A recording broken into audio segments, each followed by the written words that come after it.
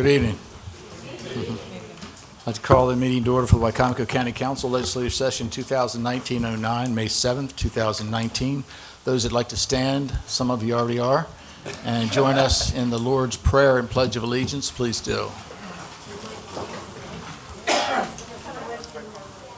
Father, who art in heaven, hallowed be thy name. Thy kingdom come, thy will be done, on earth as it is in heaven. Give us this day our daily bread, and forgive us our trespasses, as we forgive those who trespass against us. And lead us not into temptation, but deliver us from evil. For thine is the kingdom, the power, and the glory forever. Amen. I pledge allegiance to the flag of the United States of America, and to the republic for which it stands, one nation, under God, indivisible, with liberty and justice for all.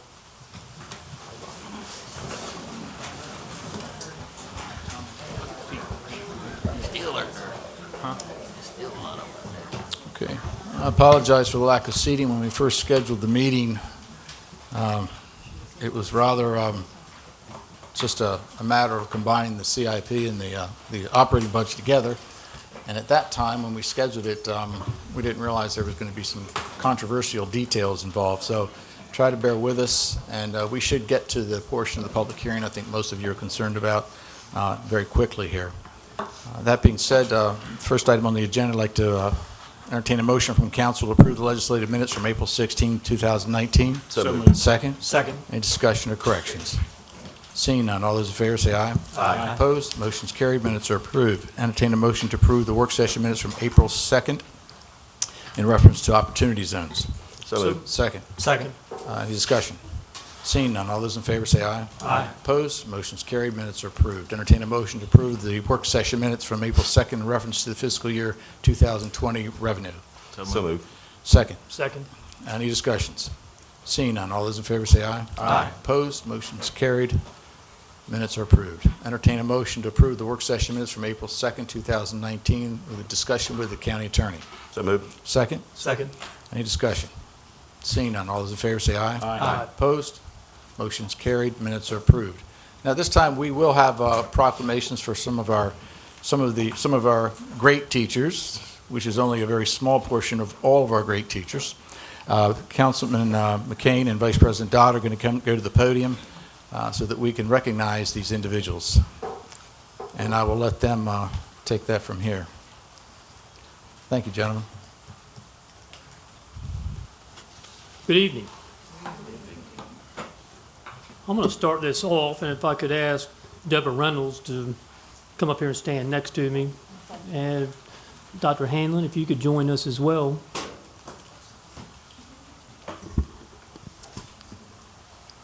We've done this before. We did this a few weeks back at the Teacher of the Year banquet, but we started a new award called a Rising Star Award, and the Rising Star Award is for a new teacher.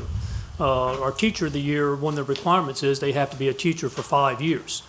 But we have so many great new teachers in our system, we felt it was important to honor those new teachers. So this was a new award that was established. This was the first recipient of the Rising Star Award, and I have a proclamation here to read. And I do want to make a couple comments because I know we have a lot of teachers in the room, and it's the value of teachers in our community. There's no important or more important profession, arguably, than teachers. It's the profession that makes all other professions possible, and we value our teachers very highly. And it's great to have our new teachers, and we want to keep them here in our county. We have some wonderful ones, and Debra is a star. So here's the proclamation. Debra Reynolds, the 2019-2020 Wicomico County Rising Star. Whereas new teachers who successfully completed their first year in Wicomico schools and are now in their second year were eligible for the Rising Star Award, which was established to recognize and support teachers who are excelling in their first years in the profession. And whereas Ms. Debra Reynolds, a 7th grade history teacher at Wicomico Middle School, who was in her second year of teaching, was selected as a finalist for the Rising Star Award. And whereas after submitting a video entry showcasing a great deal of professionalism compassion for her students, and passion for her job, Ms. Debra Reynolds was selected as the 2019-2020 Rising Star Award winner. And whereas Ms. Debra Reynolds is a graduate of James M. Bennett High School and Salisbury University and has chosen to teach in the county that provided her with a quality education. Now, therefore, the Wicomico County Council congratulates Ms. Debra Reynolds as the 2019-2020 Wicomico County Rising Star Award winner. Done this 7th day of May, 2019, and signed by all the members of the Wicomico County Council.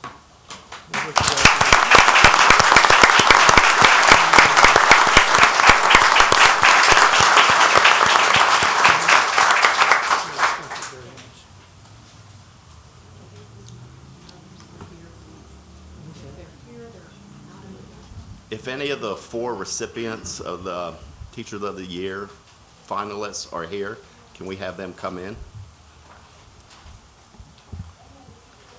I take it there's someone out there.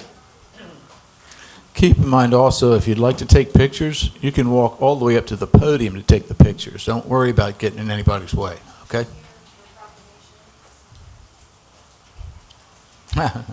Get back, go ahead. Go ahead. Yeah, reenact it. Well, it was a busy night. Hold on, Larry.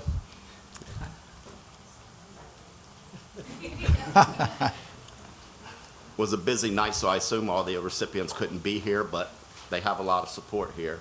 And aside from our education, I think everybody in this room has been affected by teachers in Wicomico County, whether it's our children or yourself. They do a great job, and they are what helps move this county forward. Education is important. And we had some little leaguers here about a month ago, and one thing I stressed to them was stay in school and get an education. So it's very important that we have good teachers. So the first proclamation is going to be for Katie Seaman. She's the 2019-2020 Wicomico County Teacher of the Year finalist. Whereas teachers fill many roles in the lives of the children they teach, and whereas long after school days are only memories, teachers continue to influence us. And whereas Miss Katie Seaman, is that how you pronounce her name, Seaman? Okay. Thinking and Doing teacher, also known as TAD, at Bennett Middle School, was chosen among many educators to represent Bennett Middle School as the 2019-2020 Wicomico County Teacher of the Year semifinalists. And whereas each year 4 teachers, one from each school level, are selected as finalists for the Wicomico County Teacher of the Year Award, and whereas Ms. Katie Seaman joins a distinguished group of Wicomico County educators who have all been recognized for demonstrating outstanding leadership, dedication to the education of our children, and professional achievement. Now, therefore, the Wicomico County Council recognizes and acknowledges Ms. Katie Seaman as the 2019-2020 Wicomico Teacher of the Year finalist. Done this day, the 7th day of May 2019, is signed by all 7 council members. So, Ms. Hanlon, Dr. Hanlon will accept this for her. Thank you.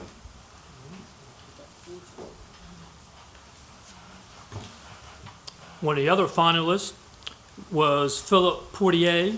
Philip was, I'll read his proclamation.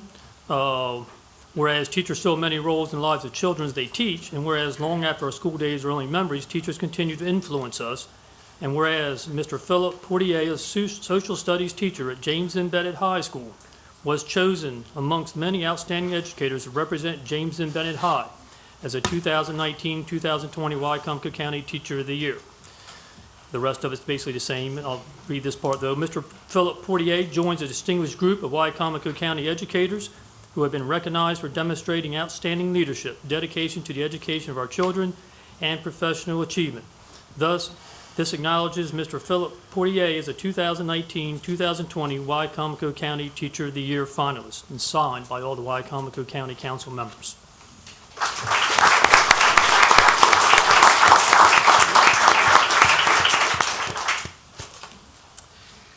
And the next one is for Stacy McGowan. Whereas teachers fill many roles in the lives of children they teach. I'm going to skip all the redundant statement. So we'll go to, whereas Miss Stacy McGowan, a physical education and health teacher at Fruitland Intermediate School, was chosen amongst many outstanding educators to represent Fruitland Intermediate School as a 2019-2020 Wicomico County Teacher of the Year semifinalist. Whereas Ms. McGowan joins a distinguished group of Wicomico County educators who have been recognized for demonstrating outstanding leadership, dedication to the education of our children, and professional achievement. All signed this day, May 7th, by all 7 county council members.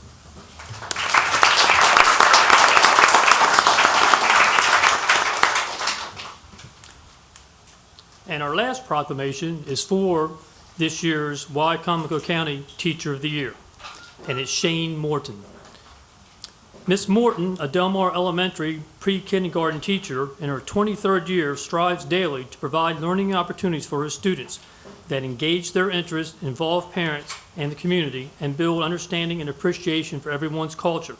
And whereas Miss Morton's mission is to build a more diverse workforce in Wicomico schools, to strengthen connections with the community, and to engage students with performance-based tasks at all grade levels, starting with pre-kindergarten.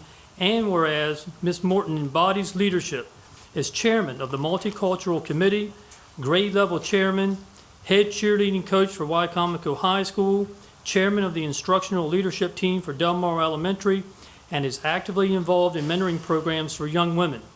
Now, therefore, the Wicomico County Council recognizes and acknowledges Ms. Morton as the 2019-2020 Wicomico County Teacher of the Year, and encourages all citizens to congratulate Ms. Morton on her accomplishments done this 7th day of May 2019 and signed by all the Wicomico County Council members.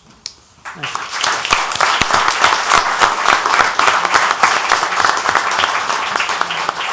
I just want to thank the council so much for recognizing our Teachers of the Year who represent all the great teachers in Wicomico County, and I will make sure that they receive these, and I know how sorry they are that they couldn't be here to receive them personally. Thank you. Thank you.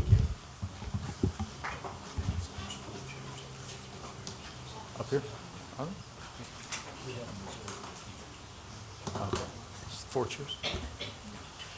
Okay. There are some seats over here if anyone would like to come in. There's about 4 or 5 over here near the podium. 2. They're going too loud.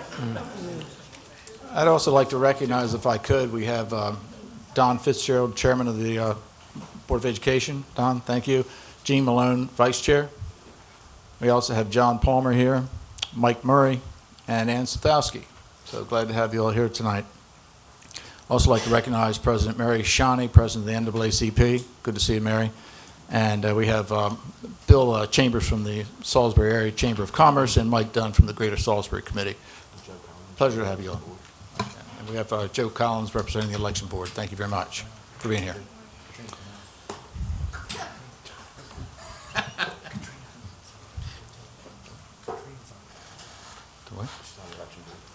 And Miss Katrina Purnell is on the election board too, I believe. So Katrina, I don't know how I could have missed you, because you always, it's a compliment. You always stand out in the crowd.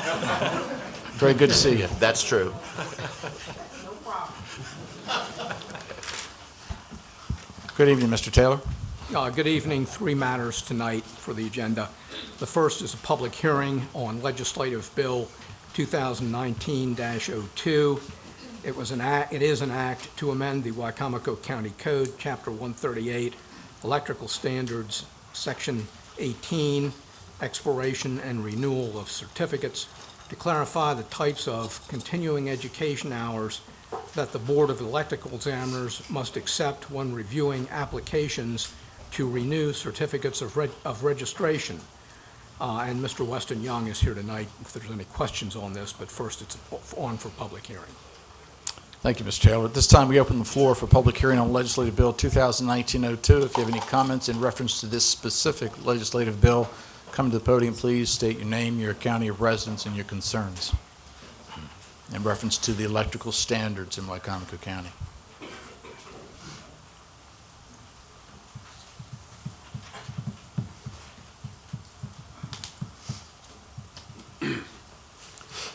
Good evening. My name's Ron Boltz. I hold an electrician's limited license in Wicomico County, and the current requirements or the current regulations on continuing education create two issues. Number one is relevance. Those of us in the low voltage field, such as alarm systems, telephone systems, data networks, are forced to take classes that have nothing to do with our industry. In the past, I've had to take courses that include topics such as the locations and quantity of power outlets that are required in kitchens, 110 volt installation for pools, docks, and hot tubs. Keep in mind, as electrician limited, I'm limited to 50 volts or less. It's all low voltage stuff. But there are no courses offered on that type of material. So we're forced to take these classes on items that we're still not licensed or authorized to do that type of work. The second issue that it creates is availability. There are 9 approved providers of CEU courses in Wicomico County. Only 2 are located here in Wicomico. 4 aren't even on the Eastern Shore. One of those is in New Mexico. So why they don't accept online CEUs, I don't understand, but that gives us a very short list of local providers to go to schedule to take a course, take a day off from work, and go sit through their classes. So long story short, accepting online CEUs, it's the standard in many different industries. My daughter's just completed her freshman year at University of Florida, and they have full credit courses available there and at universities all over the country. They're full credit, and I'm sad to say they're also full price. But the key is that they count. And if we would allow online courses from providers such as NFPA, National Fire Protection Association, as the organization who writes and publishes the electrical code, they offer online courses that are accredited by multiple agencies. You have to take an exam at the end of the course to get the CEUs. If the electrical board would accept those, that would provide much more relevant, much more beneficial continuing education to contractors like myself. Thank you, Mr. Bolts. Any other public comments on Legislative Bill 2019-02?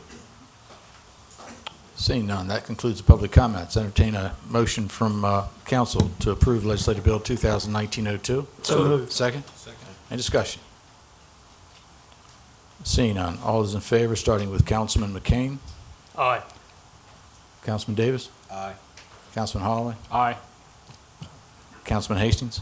Aye. Councilman Kilmer? Aye. Vice President Dodd? Aye. Chair votes aye. Legislative Bill 2019-02 is approved unanimously. Mr. Taylor? Yeah, the second item is also a public hearing item. It is Legislative Bill 2019-03, an act to amend the Wicomico County Personnel Manual, Chapter 27, titled Definitions, Section 2701, to correct the definition of termination at will to properly describe the status of employees on their initial probationary period and appointed employees as at-will employees. Thank you, Mr. Taylor. At this time, we open the floor for public hearing on Legislative Bill 2019-03 in reference to the Personnel Manual, Chapter 27. Anyone that may have comments they'd like to make, come to the podium, please. State your name, your county of residence, and your concern. Seeing none, that concludes the public hearing. Entertain a motion from council to approve Legislative Bill 2019-03. So moved. Second. Second. Any discussion? Seeing none, all those in favor say aye. We'll start with Councilman Hastings. Aye. Councilman Kilmer. Aye. Vice President Dodd. Aye. Councilman McCain. Aye. Councilman Davis. Aye. Councilman Holloway. Aye. Chair votes aye. Legislative Bill number 2019-03 passes unanimously. The last item is for introduction by the council president at the request of the county executive.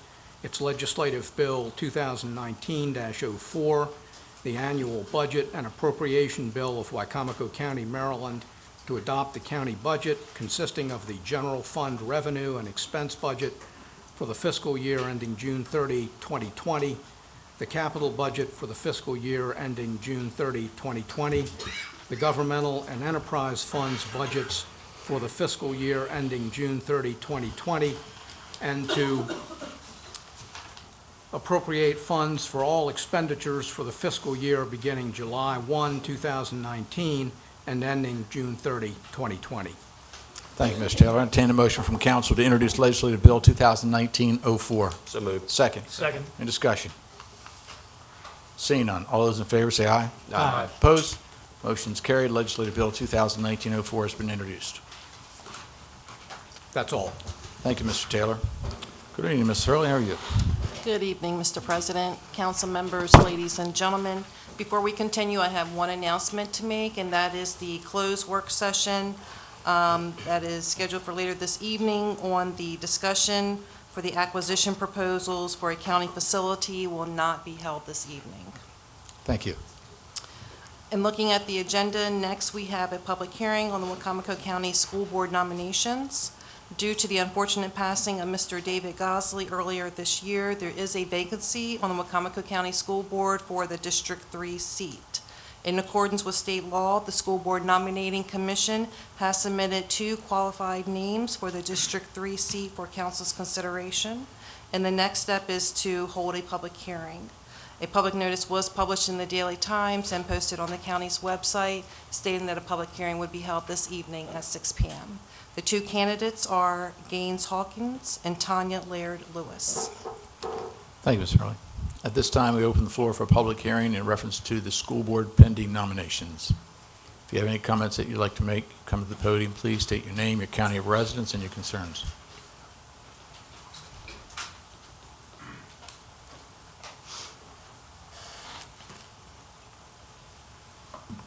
Hi, I'm Tanya Laird-Lewis. I am currently running for the District 3 seat. Good evening, all those in attendance tonight. First, I would like to extend my sincere appreciation for the opportunity to enhance within the Wicomico County Board of Education with the possibility to hold the District 3 seat. It has been an honor to be asked to complete this process. I would love the opportunity to continue my dedication to the county, the students, the teachers, and the parents by representing the District 3 seat for the Board of Education. Throughout the numerous meetings and interviews that you have learned my skills, my experiences, and my goals. Listen as I read a few kind words from those not in attendance this evening. Some may bring tears to your eyes as they did mine, as I have never asked anyone their thoughts or opinions of me. I intend to continue following this quote. Don't work for recognition, but do work worthy of recognition. I know we have a time frame on our speaking, so just a few quick endorsements from individuals not present this evening. When something is needed, she doesn't talk about it and expect someone else to make it happen. She makes it happen. She does it with fortitude, following the process and appropriate avenues to make it happen with a timely manner. Nikki Rittling. Tanya is just a few of the following characteristics, in my opinion. Self-motivated, team player, confident, reliable, has high standards, acts with optimism and positivity. She is accountable. She sees things from beginning to end and has amazing follow-up. She is engaged, has great leadership. She has amazing character, and it shows. But most of all, she has passion, integrity, and respect. Respect not only for herself in situations, but for others, and it truly shows. She is likable, ethical, and loyal.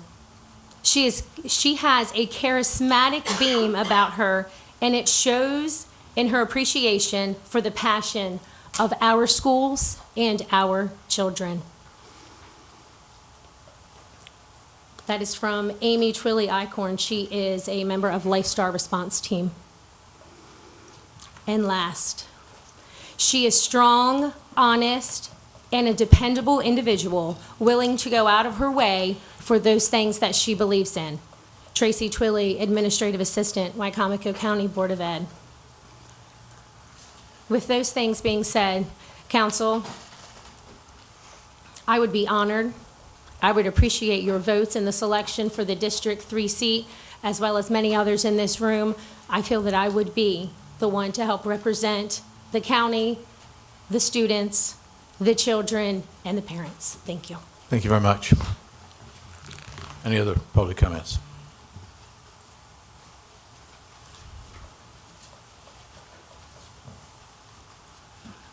Good evening. I'm John Palmer. I live in Star Road, Delmar, Maryland, current member of the school board.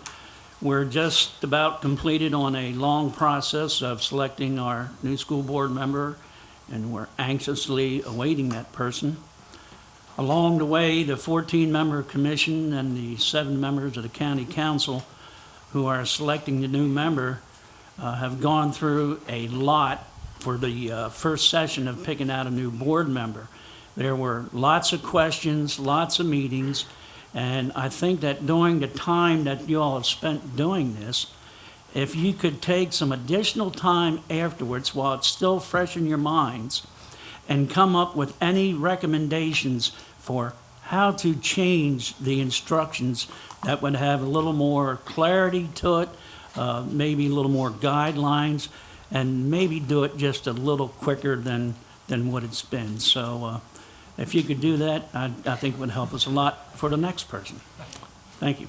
Very true, John. Very true. Thank you. Any other public comments? Seeing none, that concludes public comments on the school board pending nominations. Next on the agenda is a public hearing on the proposed fiscal year 20 budget and the proposed revised capital improvement plan for the fiscal year 2020 through 2024, which is also referred to as the CIP. A public notice was published in the Daily Times and on the website stating that a public hearing would be held this evening on both the fiscal year 20 budget as well as the CIP. We are holding a joint public hearing this year, which is different than what we have done in prior years. Council held a public hearing on the CIP back in February, but there have been several changes to the document since that time. So we wanted to give the public an opportunity to make additional comments if they would like. The county executive's proposed budget is posted on the county's website, and it will be shown on the screen behind me. And I also have handouts on the table as you walk in the door. The executive has submitted to the county council, as required by the charter, a balanced budget. He proposes a budget funded by many revenue sources, the principal of which is property taxes. The budget proposes a property tax rate of 0.9346. This tax rate is higher than the constant yield rate, so a public hearing is required by state law, and that will be held at the next council meeting scheduled for May the 21st at 10 a.m. In looking at the expenditures for the operating budget and the capital improvement plan, I will review one page at a time as shown in the handout. After I'm finished reading each fund number and title on the page, if anyone has anything they would like to say regarding the funds on that particular page, please go to the microphone and state your name, county of residence, and your comments. Historically, the majority of the public comments has been regarding the Board of Education's budget, so that fund will be read last. We do ask that you keep your comments to 3 minutes or less to allow time for everyone to speak. Also, please try not to repeat what another speaker has already stated. And please indicate if your comment pertains to the fiscal year 20 budget or if it pertains to the capital improvement plan. Okay, so let's get started. If I could, very quickly, Ms. Ashley Teagle is our director of our Wicomico County Library. Pleasure to have you, our new director, by the way. So pleasure to have you here tonight. Thank you. So in looking at the handout, we're looking at the page right after the pie chart. We're starting with Fund 1, County Council, Fund 2, Circuit Court, Fund 3, Orphans Court, Fund 4, State's Attorney, Fund 5, Executive/Administration, and Fund 6, Community Promotion. Again, if anyone has any comments pertaining to any of those funds on that page, this is the time to go to the podium and make your comments. Seeing none, we'll move on. On the next page, we have Fund 7, Elections, Fund 8, Finance, Fund 9, Public Accountant, Fund 10, Purchasing, Fund 11, Law, Fund 12, Human Resources. If there are any comments, please go to the podium. Next, we have Fund 13, Planning and Zoning, Fund 14, General Services, Fund 15, IT, Fund 16, Liquor License Board, Fund 17, Sheriff's Department, Fund 18, Salisbury Fire/Ambulance.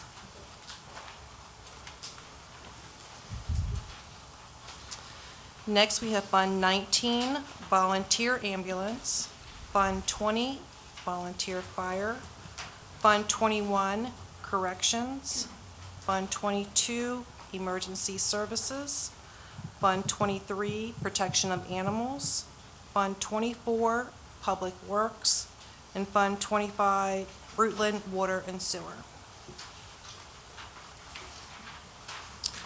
Moving on, we have Fund 27, Mosquito Control, Fund 28, Gypsy Moth Control. We're going to come back to Fund 30. Fund 31, Community College. Fund 32, Public Library. Fund 33, Tri-County Council. Fund 34, Public Health. Fund 36, Extension Service. Fund 37, Community Access Channel.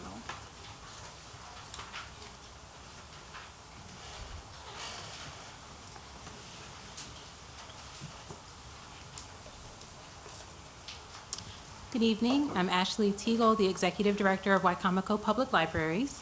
I just wanted to thank our county executive for signing off on a letter of support for the public library to potentially obtain a new bookmobile, which is very much so needed, as well as for maintaining our current funding levels. Again, that is very much appreciated. We are really trying to do the best that we can for the community. Thank you.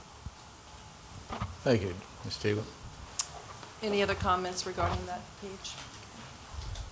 While they're coming to the podium, I would also like to recognize Joan Smith, President of the Wicomico County Education Association, right outside the door there, behind the camera. Bill Chambers, Salisbury Area Chamber of Commerce, along with Mike Dunn, of the Greater Salisbury Committee. Good evening, Council Chair Cannon, Vice Chair Dodd, members of the council. Briefly on Warwick, the Chamber asks that the Warwick investment as proposed in the county executive submitted budget for FY 2020 is approved. Last year, Warwick was forced to pass along budget cuts to the students in the form of a 6% tuition rate hike. We owe it to the taxpayers of Wicomico County to keep that treasure, which is Warwick, the affordable leg up option for thousands of our county's high school graduates and graduates of our neighboring jurisdictions as well. Thank you, Mr. Chambers. What he said. Thank you. Thank you, Mr. Dunn.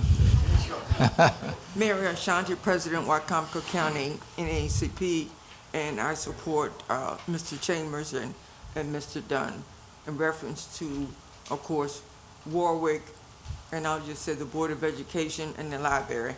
Thank you. Thank you, President Ashanti. My name is Donnie Waters, a concerned citizen. So do I get all the rest of their time? Far from me to say no. So as I sat there, I reflect on the recitation of the phrase within the Pledge of Allegiance, one nation under God, indivisible with liberty and justice for all. Does all mean all? Then it dawned on me, one's theology, how they view their God, determines the anthropology, what it means to be human or who is recognized as human and valued. shapes your sociology, the condition of a fellow man in society. It seems to me the Pledge of Allegiance is aspirational. And all I'm doing is encouraging us to have courage to do the right thing for our community, for all of our residents, regardless of race, regardless of creed, regardless of whether they're black, white, rich, poor. All means all. And I say that because I've been in conversations with different leaders and people around the community, expressing my view and what I experienced. And educationally, I started out at Wicomico Elementary School. Try to spell that. I was down in Quantico. Got a very solid, high quality, high caliber education because the educators poured into me. They loved me. They told me that I could do, that I should do, so they held me accountable also. Moved on to West Side Primary, then on to Bennett, the Clippers. Go Clippers. Superintendent Hanley is a Clipper. Oh, Randy Day is here somewhere. He's a Clipper also. Clipper right here. And Mr. Look at these Clippers. Yeah. The whole point is that's the benefit of a solid, local, high caliber educational system, which I believe the library is part of that, should be funded, well funded. Warwick definitely should be funded, as well as the Board of Education. We all understand. I'm not going to belabor the point, other than to say I'm not really celebrating yet. Because as I read the Kerwin report, it mentions that a lot of African American youth are left behind. And if you read other reports, national reports, it talks about the gap in achievement. And if this nation is to continue to sustain itself and be the democracy that it can be for all the citizens, because trust and believe, even though there are some that give more because of the money that they earn over the years, all of us contribute to the general funds, to the tax base. So I'm going to conclude with just saying the Pledge of Allegiance is aspirational. And as Abraham Lincoln looked out, having experienced what he had to do with dealing with slavery, the Civil War, the Gettysburg Address, he came to the point where he said, under God for the pledge, because it didn't originally have under God. And his explanation was, given all that he had encountered, the death of his son, dealing with the Civil War, the fracture of the nation and people, families even, the only thing he could trust in to deliver us from ourselves was God. All means all. Thank you, Johnny. Next, we have Fund 38, Office of Economic Development. Fund 40, Pensions and Retirement. 41, Hospital, Disability, and Death Benefit. Fund 42, Workers' Compensation, Liability Insurance. Fund 43, County Debt Retirement. Fund 45, Social Services. Fund 46, Transfer to Other Funds and Contingency. Fund 47, Fleet Vehicles. On the next page, we have Fund 50, Roads. Fund 83, Grants and Mandates. Fund 84, Teen Adult Center, also known as Dove Point. Fund 85, Maintenance of Aged and Community. Fund 86, Commission on Aging. Fund 87, Life Crisis Center.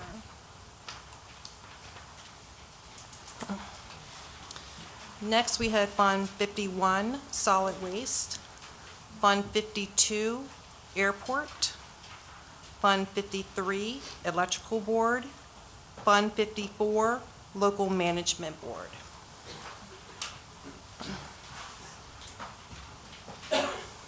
Next is Fund 50. We got two. Go ahead, sorry. Brakes on. Mike, why don't you go first this time?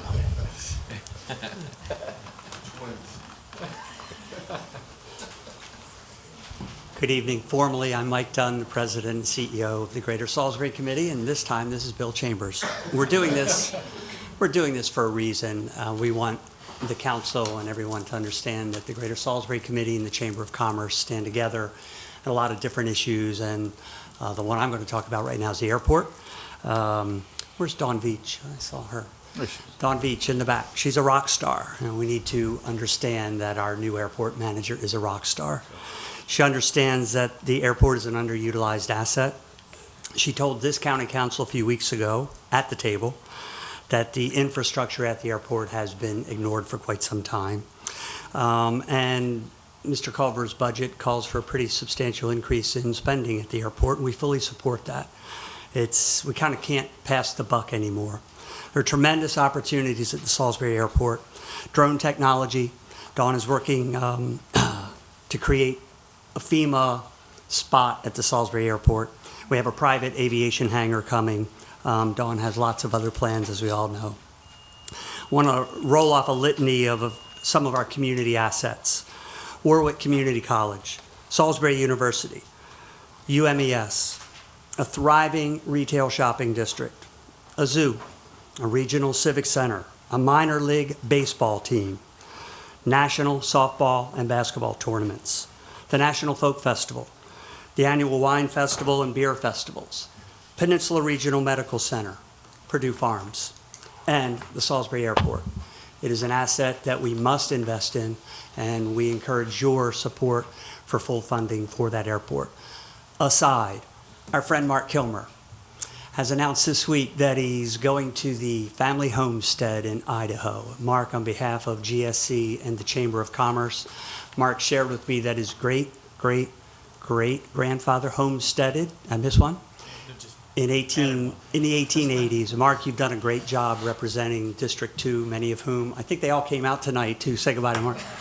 He's leaving in June, but Mark, truly, thank you for your service. Should have taken a collection. You will be missed, but we wish you well. Thank you. Thank you, Mike. Thank you. I would just like to add, Mark is taking his wagon train out to Idaho with the family. There are jurisdictions all over this country that would give their teeth for a regional airport that offers commercial transportation services. So I would ask the council to look hard and deep as we move past this fiscal year to look at investing as much as possible into that jewel while we have the leadership we have out there now.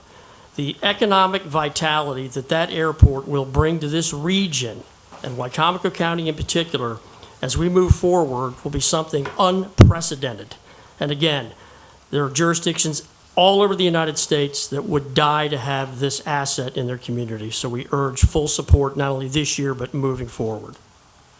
Thank you, gentlemen.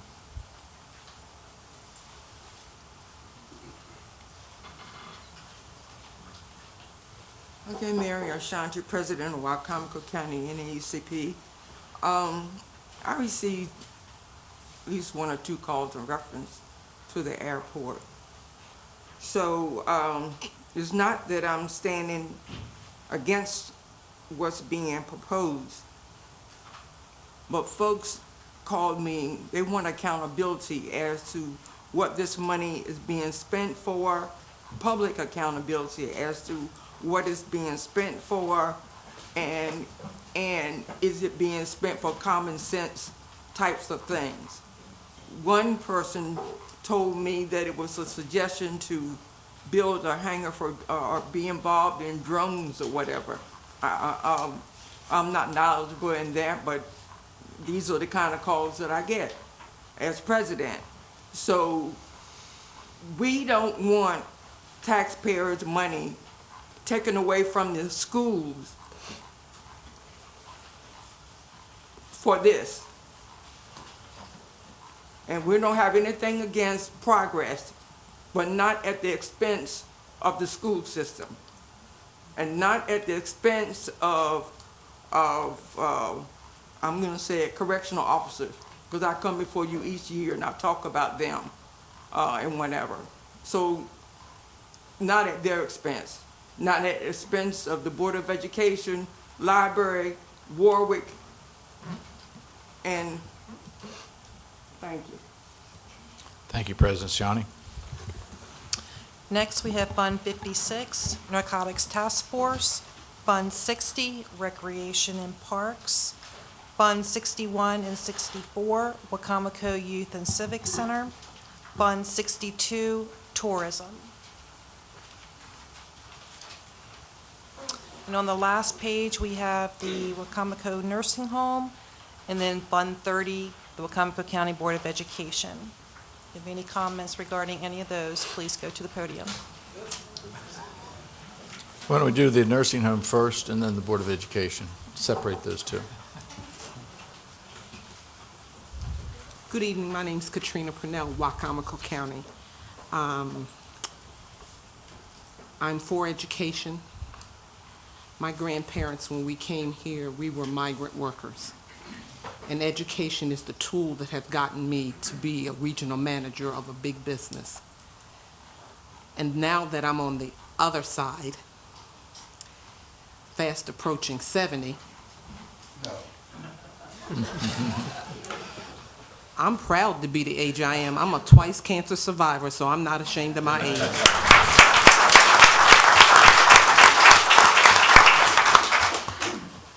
It seems to me that we always want to do something to exclude both ends of the spectrum. Education for our young people so that they can get jobs, so that we can have commerce, to be able to use an airport, and the other end for our senior citizens at Wicomico Nursing Home. It's a necessity that we recognize that if you live as long as I have, you're going to need a place that your parents or your grandparents may need to have assistance to. I recognize that all too well because at this moment, I'm helping to take care of my brother in my home because of not good care. Now, that's another story. But we need to know that if we educate our folk and give them good jobs to stay here, we can get the revenue necessary to do all the things that we need to do so that we can be a vibrant community. I know we need an airport. My first question was, how do you have drones when I used to work for the government that you can't have drones within so close to a public access airport? So I'm kind of confused. You may know the hierarchy of that, but drones and airplanes flying and landing don't seem to like oil and vinegar mix. So someone will have to educate me on that if we want to use funds for those kind of things. I'm just saying, you know, I don't have all expertise, but I try to look up things before I speak. So we need to know that all the funds, and we thank you for the funds that you've given to Wicomico Nursing Home. We thank you for the education of our children, and the product that will be coming out of there will probably help take care of everyone that's here. Thank you, Mr. Purnell. Okay, this is my last time. Right. Yeah. For the night it is. You know who I am. The nursing home. Well, first of all, thank you for the money that you have allocated. And it's my prayer, along with a lot of other folks' prayer, that it will keep Wicomico Nursing Home open. And out of private folks' hands. I can't say much more than that. I don't know what the future will bring. I'm just hoping that I'm looking at something good.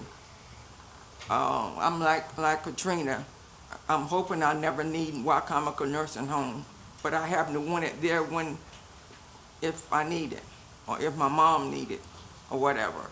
So thank you for what you have given, and let's keep it open. Thank you, President Shawnee.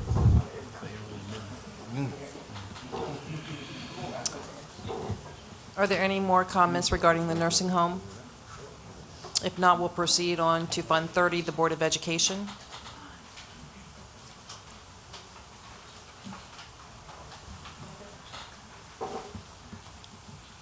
I have a lot to go over, can you tell?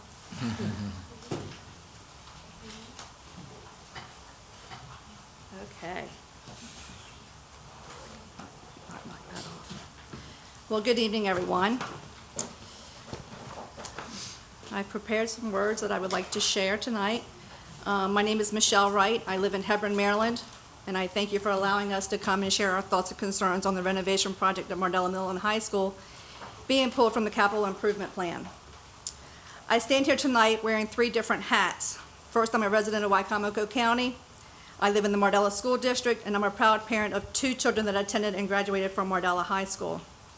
Secondly, I was appointed by the governor and was honored to serve on the Wicomico County Board of Education as a board member, a vice president, and president for 6 years, starting in 2006.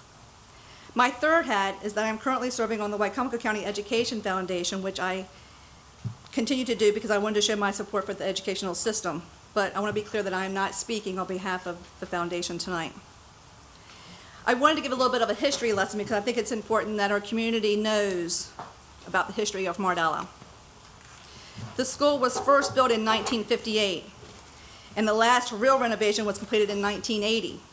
That's 39 years ago, between 1980 and 2019. Since Mr. Culver has pulled the Mardella from the CIP and not including it as a priority in the next 5 years, it's possible that our school will be over 70 years old before it ever gets anything major done to it. In May of 2009, at the request of the Board of Ed, a committee was formed and chaired by a parent. Over the course of several months, community input sessions and surveys were completed to determine the future needs of Mardella. So this means that we have been waiting 10 years since that study was done to get Mardella as a priority.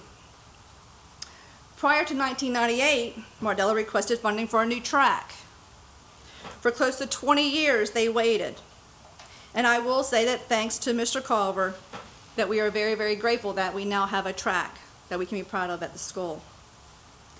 Now let me tell you what's taken place in 2018 and 2019. The Board of Education submitted the CIP to Mr. Culver in September of 2018, including Mardella. Now, that leads me to CIP and what that means, for those of you that may not fully be aware. This is dated December 18, 2018 from Mr. Culver. This is a 5-year capital improvement program that is an important tool that assists Wicomico County in its long-range financial and public work plans. It's a working document. Each year the program is reviewed and priorities are reevaluated. Often new projects that have become matters of high priority are added. The first year of the program will be considered as the capital improvement budget. I'm going to skip down a little bit. It says the remaining years serve as a guide and as indicator of what the future capital requirements are likely to be, their cost and probable sources of funding. Okay. If you go back down to the summary, the capital improvement plan embodies the long-range strategic vision for the county. It should be affordable but also aspirational. That's what we are with Mardella. To this end, we are proposing projects that will remain or enhance core services of education, public safety, roads, general government, while supporting and promoting community quality of life and economic development. So this is a working document that lists what the priorities are for the 5 years in Wicomico County, and this is coming from the county executive. Now, the staff and parents attended Mr. Culver's CIP budget hearing on November of 2018 and asked for support of the project, and he showed the support. And he submitted it to the county council with a request to fully fund Mardella. On March 16th of 2019, the Board of Education submitted their general operating budget that included $800,000 above maintenance of effort to fund Imagine 2022. Now keep in mind, that's the operating budget, and we have the CIP request. 2 separate pots of money. Staff and parents attended Mr. Culver's budget hearing on March 20th, 2019, and everyone was overjoyed, even stood with a standing ovation, that Mr. Culver was stating publicly that he was fully supporting education and the school construction projects that have been completed. Now, on April the 12th, a letter comes out from Mr. Culver's area, and it states that Mardella High middle study planning project has been removed from the CIP. Totally blindsided everybody. Shortly thereafter, on April 15th, Mr. Culver communicates to the Board of Ed through Dr. Hanlon that he was pushing the pause button on Mardella and that it was being removed from the CIP. April 16th, Mr. Culver submits the revised CIP to the County Council, and I think it caught a lot of the members here tonight by surprise as well. Now, let's get back to Mardella. What are the needs of Mardella? The educational issues. There's inadequate space for instruction and services, and there's overcrowding. The students have to have gym class in the hallway. Their weight room used to be in the showers in the locker room, but thanks to when I served on the board and our board members worked with the Board of Education, they got a portable. But now they can't lift the weights up because the ceilings are too low. They have 9 portables. There's no space available to add classes for like AP classes that we think all students should be able to take. Safety issues, no fire suppression system, outdated fire alarm and life safety systems, no secure entrance in the vestibule, and then we move on to the building and parking issues. The mechanical systems are at the end of their service life. The HVAC, either they can't find the parts because they no longer exist, or they have to pay extra to try to get them there. Electrical gears beyond useful service life, inadequate ceiling system and lighting level, not enough parking. There's only 1 handicap spot where the athletic fields are. And the building does not meet the energy codes. Now let me share that the County Council has an appointed committee called the School Building Commission. This is a county council committee. It's something to do with the Board of Ed. This committee is made up of qualified consultants that have years of knowledge and experience about building renovations and new construction, as well as members of the Board of Ed, County Council, and Mr. Culver's office, is represented by Mr. Wayne Strasburg. This committee voted to submit the recommendation to the Board of Ed and to the county as the next priority for our school system. Now, this is my frustrating part. This is a pattern with Mr. Culver. In January of 2012, Mr. Culver voted against Bennett High School when he was a councilman, but thanks to the reconsideration for the county council, the project was funded. December of 2014, just a few hours after becoming county executive, Mr. Culver pulled the funding from the CIP for West Salisbury School. March of 2015, Mr. Culver, as county executive, tried to demolish the plan for Bennett Middle School, but again, the county council voted to move forward with the new school. Now here we are, May of 2019. And now we pulled the funding for Mardella Middle School from this CIP. The current formula for school construction costs from the state is 97%, leaving 3% for the county. This formula could change at any time, which will require more funding from our county. So, the cost of inflation could be as much as $1.9 million a year. So do we want to spend some $150,000 now and try to move this project forward? Or do we want to put it out at least 5 years, because it's not on the 5-year plan, and then pay $1.9 million a year for escalation cost? And I'm almost done, I promise. Mr. Culver has interviewed several times over the past week with local television stations and different folks. The first statement is that it was Dr. Hanlon and the Board of Education saying that they were the ones pulling the project from the CIP, which is not true and I find very unprofessional. He stated that since he funded the additional $800,000 for operating budget, he had to pull the $750,000 from the CIP for Mardella. Serving on the board in the past, I do know that if I had a conversation knowing that funding could be pulled like this, I would have probably looked at my budget and figured out a way to make this work. I would have worked together. and I believe that the current board would have done the same thing.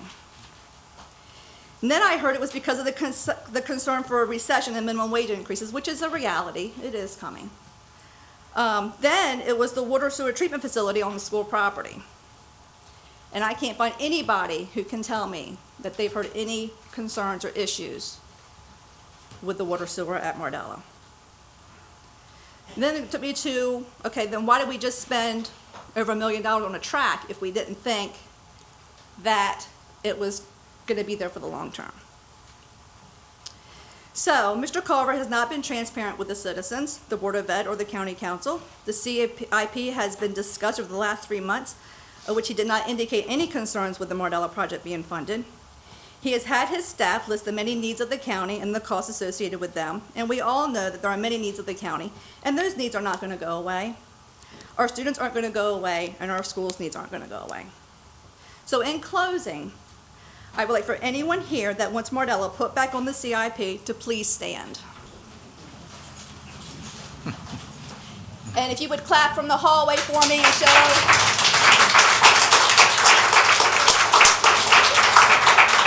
Thank you very much. Now, our students, our parents, and our staff have been more than patient. Our children deserve better, and they deserve the best. We have been waiting in line for a state-of-the-art, fully functioning, safe learning environment. We want the latest technology, air-conditioned classrooms, AP classes, and athletic fields that we can be proud of. Mr. Culver, I thank you for coming here tonight, and I am asking you, on behalf of all the citizens of Wicomico County, but especially the students at Mardella, for you to please put this back into the CIP. I don't see any reason why it should not be in it. It is a working document that sets the priorities. I don't understand why it was pulled out, but I'm standing here tonight asking you to put it back into the CIP starting tomorrow. And then I would ask for you to work with the Board of Education, Dr. Hanlon, and the County Council, and I would certainly step up and do what I could to help with the conversation. But I'm asking you to please work together and make Mardella happen. Thank you.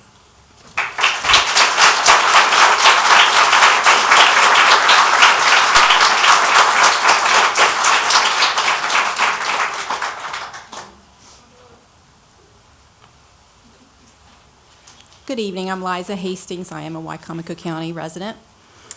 I come to you tonight to speak as the proud principal of Mardella Middle and High School, proud alum of the Mardella High School class of '92, and proud parent of a Mardella student class of 2020.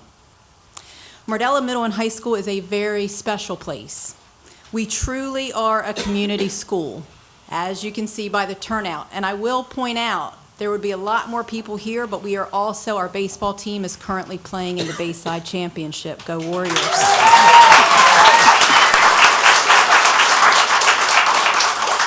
Our entire community has been so excited as we have been working toward our much-needed renovations.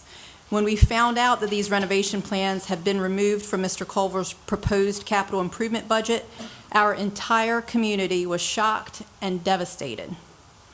As a community school, we take great pride in the education and overall experience that we are able to provide to our students and future citizens of our Mardella community. Whether we have children who are currently attending Mardella, children who will be attending Mardella, or we are simply members of this special community, we all understand that a renovation is absolutely needed if we are to provide our children with the same level of safety and academic experiences that the other schools in Wicomico County are able to provide. My job as principal is to ensure that my students are provided with a safe environment that is conducive to instruction. Unfortunately, the condition of our current building makes this difficult to achieve. I'd like to start with addressing our safety and health concerns. Our 664 students are comprised of 293 middle schoolers and 371 high schoolers. Our building cannot house all of these students, and as a result, we have added 9 portable classrooms in the back of our building.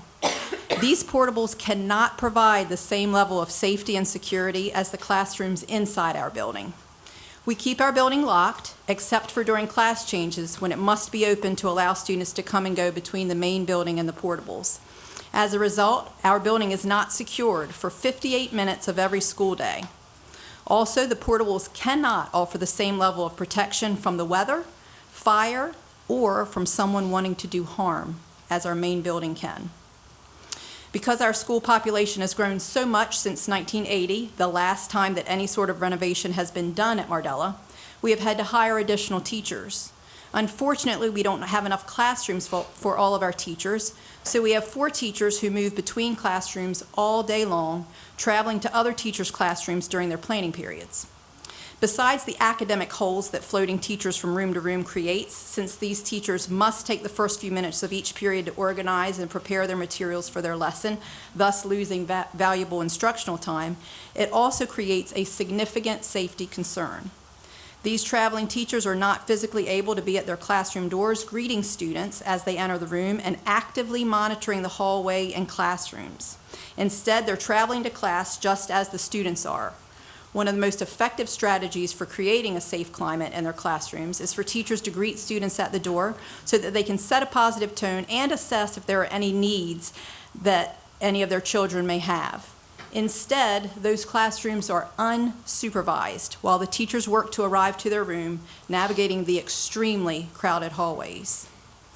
Our antiquated HVAC system has created some serious concerns and issues. Our facilities department is at our school regularly to address failed heating or air conditioning. Unfortunately, they're working with systems that are outdated and often have to manufacture their own parts and create workarounds to address the issues. On any given day, I can walk into a classroom and it will be in the low 80s, and the classroom next door will be in the upper 60s. I often have to move classrooms for the day so that our facilities department can get into the classroom to attempt to repair the units. When classes are moved, instruction is negatively impacted as teachers do not have access to their materials needed for solid instruction. Beyond the environmental concerns of temperature, we also face serious moisture issues in our building. We have had to fight mildew in all of our classrooms that face the back of our building. Our custodial staff has done a wonderful job with wiping materials down daily to fight against the mildew, which has caused our custodians to be pulled from other areas of the building. Unfortunately, we have had to discard materials that were ruined by mildew, including expensive science chemicals. The best way to fight this mildew that we face each fall and spring is to run our units 24 hours a day, every day. However, this creates another dilemma for us as our HVAC units already cannot keep up and are in constant need of repair. With running them more, we'll continue to fight with repairs and maintaining a comfortable learning environment. The moisture in the air is also compounded by the constant leaks that we fight in the ceiling of A wing and from the walls in the main lobby and guidance hallway. Our parking setup is another cause for concern. Currently, our buses and vehicles all use the same entrance and exit. Our students must cross the bus lane and teacher parking to get to their parents who are picking them up. Our student drivers, who are also our most inexperienced drivers, must not only walk through staff and bus lanes to get to their cars, but then must also back into and drive through the same small parking area as our parents who are picking up, and then these inexperienced drivers must share the exit with the parents and buses. Besides our front parking, our parking for athletic events during our fall and spring sports season is not adequate and causes people to park in areas that are not designated for parking, also creating a safety concern. We're also operating with an outdated fire alarm system and no fire suppression system. Since student safety is our highest priority, we conduct 10 fire drills per year. This negatively impacts instructional time since it removes students from their classroom environment for approximately 10 minutes each time we have to evacuate the building for a drill. For schools that have a fire suppression system, the number of required fire drills drops from 10 to 5, thus decreasing their lost instructional time by half of what we experience. Besides our significant safety and health concerns, we also have serious instructional concerns due to the physical structure of our building. We have 2 classrooms at each end of A wing that are open classrooms.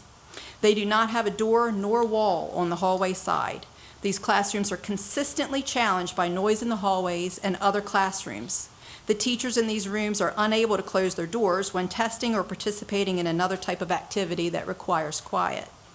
Beyond the instructional inadequacies of these two rooms, they too bring another safety concern, as we have no way to lock these rooms should there be a safety threat within our building.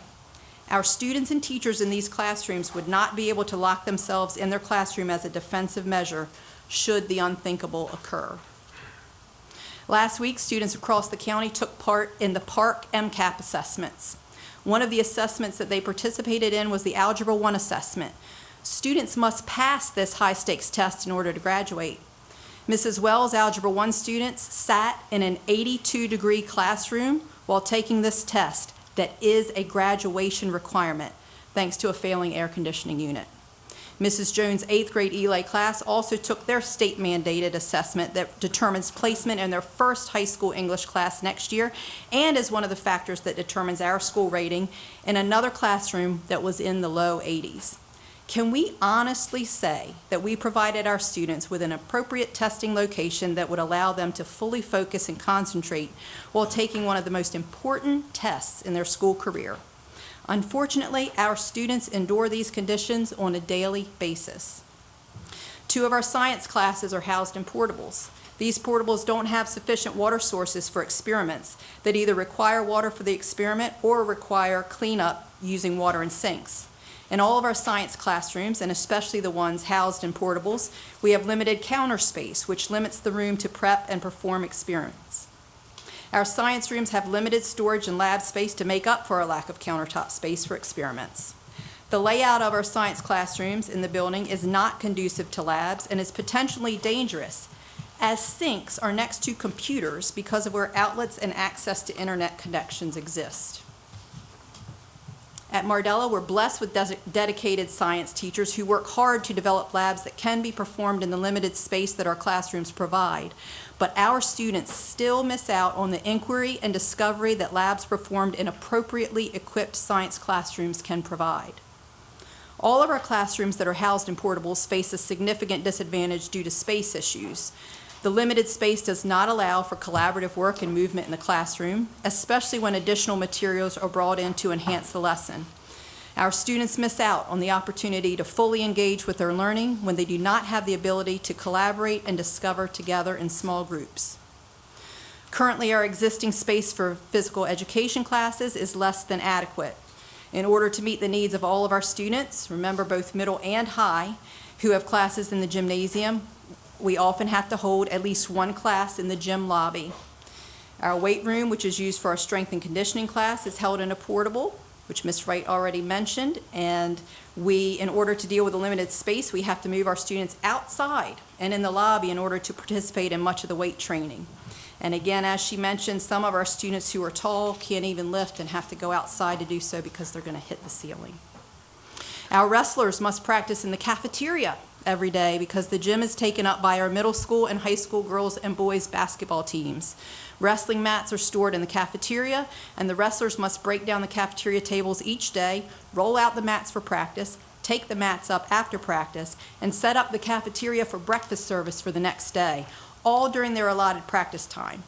Because we have no auditorium, the wrestlers must share the cafeteria with the band, chorus, orchestra, and drama students, again putting our students at a disadvantage to our county counterparts who have ready access to their rooms and equipment every day after school and are able to benefit from 2 hours of daily practice, whereas we lose at least 30 minutes of practice each day due to setup and tear down.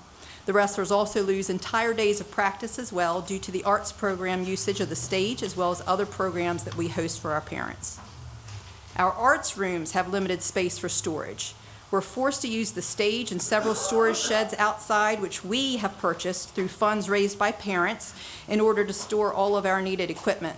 We also don't have a classroom for our orchestra students, and they're forced to have their class on the stage if the cafeteria is not being used by another class or being used for another event. Our 7th grade art class is held in the 11 by 16 foot kiln room because there's no space anywhere else to house them. Obviously, this tiny area is not conducive to adequate art instruction. We're very thankful that we have a phenomenal media specialist right over here who works hard to create a welcoming environment for our media center. The media center should be the heart of every building, and unfortunately, ours is very small and not conducive to the needs of a middle high school. The plans for the renovation included a media center that would be large and inviting and truly serving as the heart of our building. I walked through the halls of Mardella Middle and High School as a senior 27 years ago. 27 years ago, technology in the classroom consisted of film strips and videos. 27 years ago, I sat in climate-controlled classrooms that provided me with a level of comfort so that I could concentrate on my studies. 27 years ago, all of my classes were housed inside of the building. 27 years ago, school safety discussions focused around fire drills and a possible fist fight every once in a while. 27 years ago, students were encouraged to memorize facts rather than analyze and evaluate their learning in a collaborative manner. 27 years ago, many of the classes that are offered today were not available then. 27 years ago, Mardella Middle and High School was the heart and soul of our community, and it still is today. 27 years ago, Mardella Middle and High School met the needs of our school population and the culture and climate of the world as it was then. Today, it does not. Our kids deserve better. Our community deserves better. I know that you will do the right thing and fund this renovation. Thank you for listening and for doing what is best for our children and for our community. Thank you.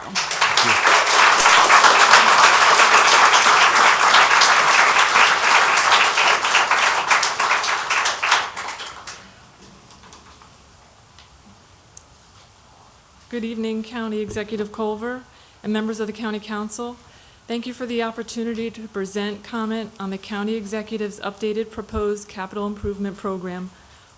My name is Diane Robinstein, and my family lives in Hebron. We currently have a student in the 9th grade at Mardella Middle and High School. I am here tonight, along with other concerned Mardella community citizens, to raise our concerns about the Mardella renovation being eliminated from the capital improvement program, and to ask you to please put it back into the capital improvement program. I would like to start off by reviewing some facts. According to the Wicomico County Public School Facilities Master Plan, Mardella has been identified as the next major project. We know that Mardella is overcrowded, has numerous portable classrooms, lacks storage, lacks security. We know that the last major renovation was done in 1980, almost 40 years ago. We know Mardella has systems, HVAC, lighting, plumbing, and inefficient single-pane windows and doors that are beyond their useful life, and that these systems are failing.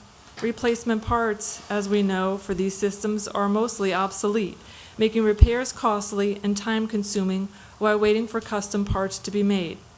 According to the Planning and Construction Department, we also know there are 5 steps in any project, of which the educational specifications or feasibility study is the first step, and the feasibility study has been done at Mardella. It is also a fact that Mardella is both a middle and a high school, which means that these students are housed in this facility for 7 years. Another fact is that House Bill 1413, the blueprint for Maryland's future, has passed in both the House and Senate, and now stands ready for Governor Hogan to sign into effect by this summer. This bill would give Maryland counties additional funding for not only teacher salary increases and all-day pre-kindergarten initiatives, but possible complementary or competing interests in an extra layer of school construction funding. Other House bills up for approval include House Bill 153, the Building Opportunity Act, and House Bill 727, the Build to Learn Act.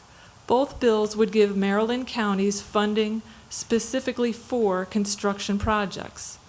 Yesterday, May 6th, the Maryland Department of Education's Division of Early Childhood awarded 50 grants for pre-kindergarten initiatives, of which Wicomico County will receive $2 million.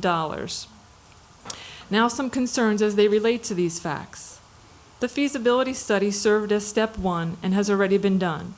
One concern is that if the Mardella renovation is eliminated, additional costs will be incurred when the Planning and Construction Department has to go back and redo the feasibility study in order to meet state requirements for funding.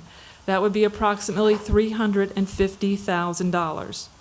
A second concern is that during the public discussion of the feasibility study, the Planning and Construction Department indicated that because Mardella is both a middle and a high school, that funding would be complicated and probably take longer to attain because the state is not used to dealing with a combined school.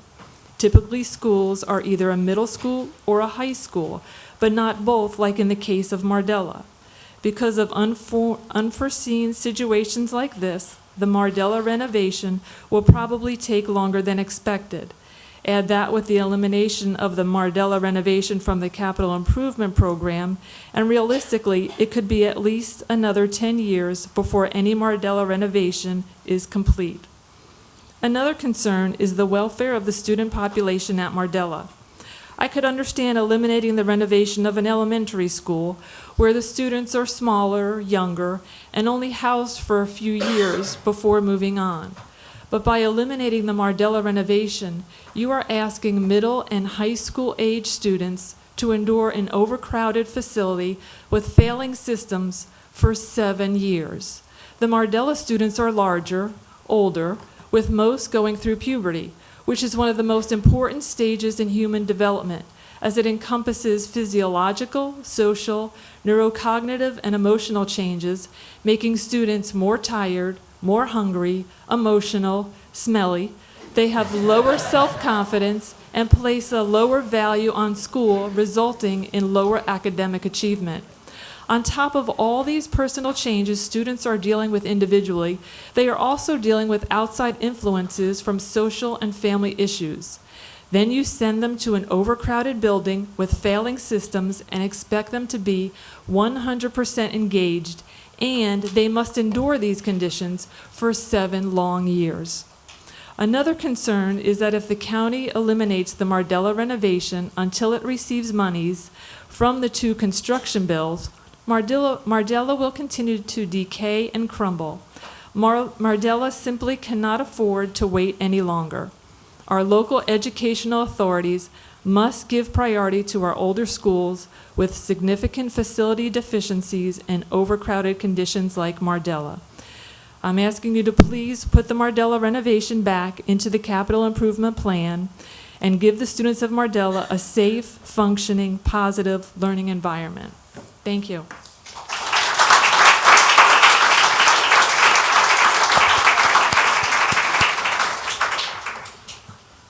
Hi there, I'm Eileen Johnson, and I'm helping represent Wicomico Push for Education. We're a local grassroots group that advocates for increased investment in education in the county.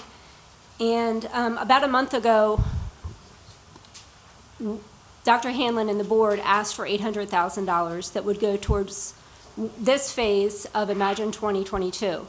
And this $800,000, which Mr. Culver agreed to fund, gets us one step closer toward universal pre-K in our county. It does not achieve universal pre-K, but it gets us one step closer. A very modest pay raise for teachers and programs to help high school students graduate. We know that school discipline is sort of a hot topic in the community, and our group believes that properly paying teachers a living wage will help us recruit and retain high-quality teachers, which is one of the best ways to address that issue. So we commend Mr. Culver for finding a way to make that happen, that $800,000 from a budget that I think was about $145 million. We know from decades of longitudinal research that universal pre-K, students that attend pre-kindergarten are less likely to fail a grade. They're more likely to graduate high school. They're more likely to have better paying jobs and employment period, and they're less likely to be involved in the criminal justice system.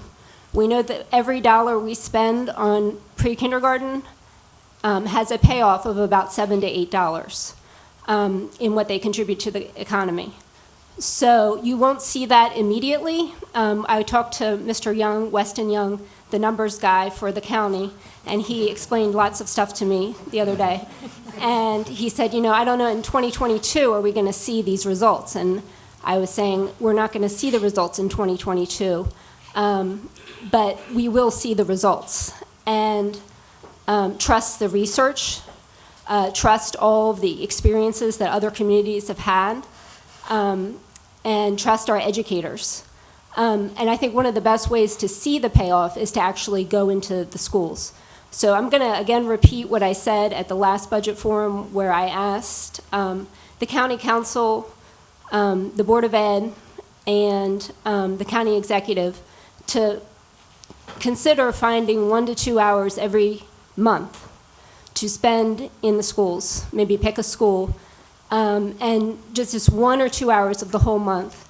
And I guarantee you those will be the best 2 hours of your month, and you will learn more than you ever could from anything else about what's going on in the schools.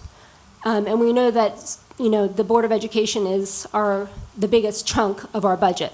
So because it's such a huge part of our budget, we think it's important that we know the daily reality of what's happening there. We know that there's fiscal reasons for investing in pre-kindergarten and education, but that really bothers me when we have to talk about that argument, because I think the more important argument is the inherent value of those children's lives. And when you build relationships with those children, you feel motivated to do everything you can to improve their lives. So I think it would offer much needed perspective. I just want to emphatically state that we at Push for Education, Wicomico Push for Education, stand with the Mardella parents and community and educators. We didn't know until a couple weeks ago about this $700,000 being taken out. We think one of the biggest obstacles is lack of information in the community, and so I think we all need to do our part to try to talk more about what's happening and share and become advocates and speak out.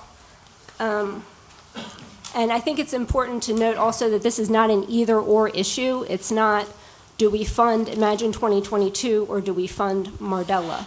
The amounts are similar, but there are two different budgets. And the last thing we want is for different schools and different educators and different parents to be competing with each other. We want to work together. We all have the same interests. From what I understand, the $800,000 that was committed toward Imagine 2022 was from a $145 million operating budget. And the $700,000 that would go towards this year of Mardella is from about a $45 million capital budget. But the $700,000 that is for Mardella for this year is not what kept this from happening. It's not what made it be taken from the budget. And I believe the concerns, after I talked to Mr. Young, are about years from now being able to fund the millions that would be required to complete the project. And because it was in the beginning stages, that's why they wanted to stop it before it started. I also learned from Mr. Young that truly if everything, the way he explained it, this is not a pause. This is a cancellation of the plan. Because we have the Kerwin Commission coming up and we have the minimum wage coming up. From what I understand, the minimum wage would be in phases, and so we have time to prepare for that. And we don't know when Kerwin is coming. There will never be a good time to do anything good for our schools. Like plants, schools deteriorate without proper care. Caring for them is not a luxury, but a necessity. They'll always need maintenance. So we need to find a long-term solution to our funding woes. But for now, we'll fight this fight for Mardella. And also our group, Wicomico Push for Education, we invite everyone here, please join us. We want to work with other community members to try to, and other groups, to try to work on this issue of long-term funding for our county, because we can't do this every time. Of the council members here, we know a majority of you ran on education. Mr. McCain, I know your platform was, your top 3 priorities were education, education, and education. Mr. Davis, I know also your number 1 priority was education. Mr. Dodd, I know you also ran on a platform of education. And Mr. Hastings, also, who is committed to working to try to find a solution for Mardella, ran on a platform of education. Mr. Kilmer, we're sorry that you're leaving the state, and we're so grateful to you for being so responsive to us and so helpful in explaining things. We ask that one of the last acts that you do for your community as a representative of Mardella with Mr. Davis is to do something powerful for the Mardella community. We know these are not easy choices, and these budgeting challenges are real, but what really we need is political will, and we're asking you to have the courage to do the right thing and to truly walk the walk and make education a priority. Thank you.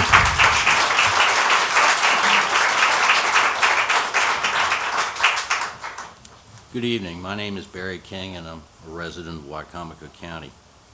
I came here tonight to ask that you fully fund Mr. Culver's proposed operating budget for our public schools next fiscal year, and that you restore the study and planning funds for Mardella Middle and High School in the CIP.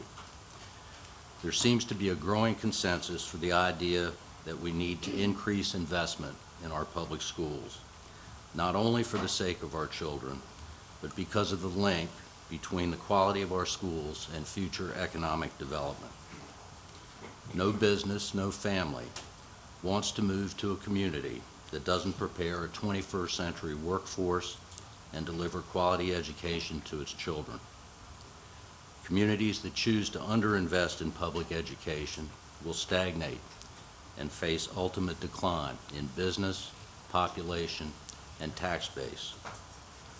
This connection between strong performing public schools and economic development is an interest that reaches every citizen of the county, regardless of age or income. It is easy to say we want to do what's best for our children or our grandchildren. It is easy to say we want a growing and diverse business community that offers attractive employment opportunities. And it's easy to list reasons that we feel we can't afford to make the required investment right now. The impending minimum wage increase, the Kerwin Commission, or a recession that looms somewhere in our future. The harder work is to find a way to do it. That may mean a commitment to fund our schools first. It may mean tapping a reserve fund that is the largest of any county in the state as a percent of total budget, so that we can renovate and build 21st century schools, even as we are about to enter the 3rd decade of this century.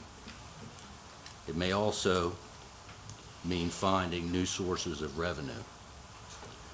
This hard work is not yours alone, nor is it Mr. Culver's alone. It's up to all of us to help all of you make the choices that will fulfill the aspirations that we share for a better, stronger community in the years ahead.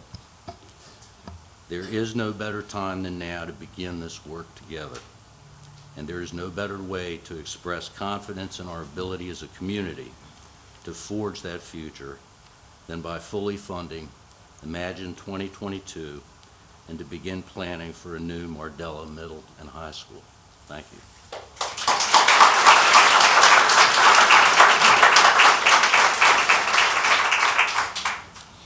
My name is Kaylee Close, and I am from the Wicomico County District. I am a 6th grader student from Mardella Middle and High School, and I can say firsthand that through this almost full school year that I have been there, I have witnessed the problems and successes that we have been through in this school. I'd like to start out with the trouble of parking, as we've addressed. But I don't think that you fully understand the drasticness of this. More than once this year, we have had to address students who have begun parking in the grasses, going out the wrong ways, not because of their lack of experience, but because of the lack of room and places to park and basically get to school.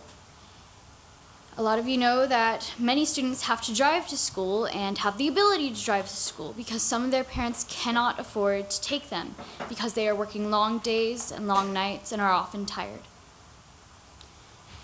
I've also witnessed the amount of portables. Portables, in my understanding, are very temporary situations.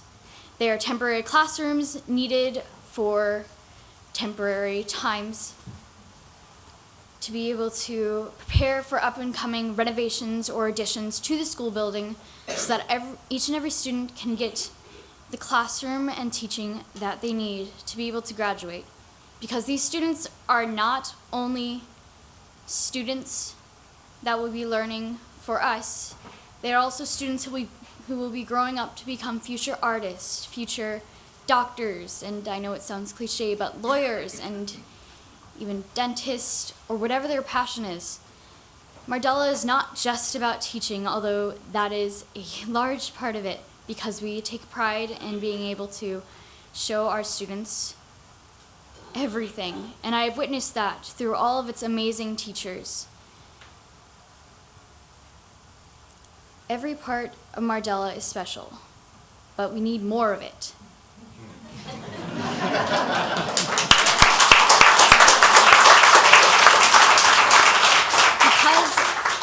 Because of the overcrowding, constant nagging, I'm gonna get to my locker first in the 6th grade hallway, and then high schoolers who are just bombarding the 6th graders because they've learned to ignore them. We need better spacing, because if we do not do this, and I've heard the argument that of the septics and sewers, and that's why you're not funding this, but if we don't get these renovations, then what about the future generations to come? The future 6th graders, the future high schoolers, the future graduates. Eventually, this school is going to deteriorate beyond repair. And if we do not do something about that, kids will be forced to move, take on homeschooling, go to different schools, and then those schools will become overcrowded, and then you'll have to put in renovations for those schools, which will eventually cause more money to be used. I really, really hope that you'll be able to save our school by any means possible, because we are willing to help, and that is why so many fundraisers are put through the school year every year. We help extracurricular activities and clubs that support children's passions. We help extracurricular sports activities to encourage activeness and to get students off of their electronics and to look at each other. Because that is what is another part of school that is very overlooked. School is a place, and as much as many other students may not like the idea of not having their phones in class, it helps them to build real relationships. Take a break every once in a while. Sometimes get the help that they need, the encouragement, the support that they need. Once again, I really hope that these renovations do go through, because it is not just my school, it is everybody's school. All the students, the children, their children's children, everybody who might have the possibility of going to our school. It helps the parents, it helps the teachers, and the teachers definitely do need a little bit of a raise, because they are raising your children's future doctors. And if you think about it, teachers don't get enough credit for what they do. Teachers not only teach students how to become functioning human beings in society, they teach them how to work out problems. They teach them how to talk to one another, how to really connect, how to incorporate what seems like useless math into your everyday life. Every school is important, but if we don't save them, something bad is going to happen. That's why we need to do our best to save them, save the students, save the teachers, save our school.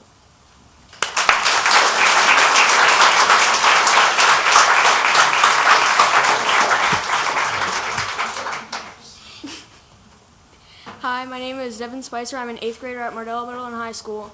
And first of all, I might say that I don't like Mardella, but if we had a little bit more money, I might like it a little bit.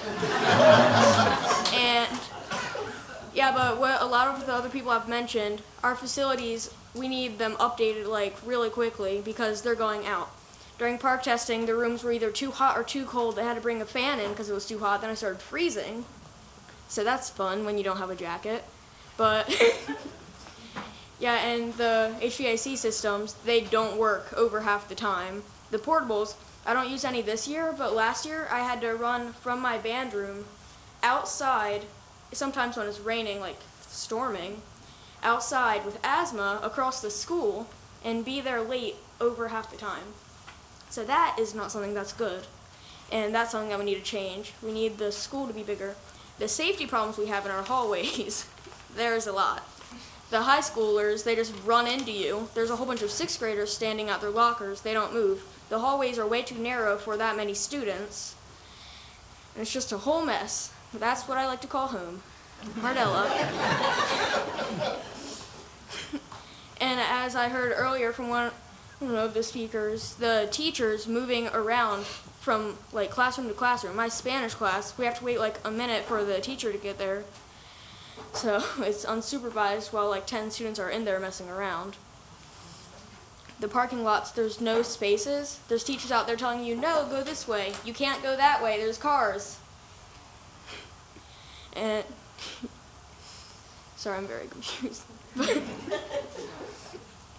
But we have so many problems, and we've been without a major renovation for so long, and we just can't fit in the school as it is right now.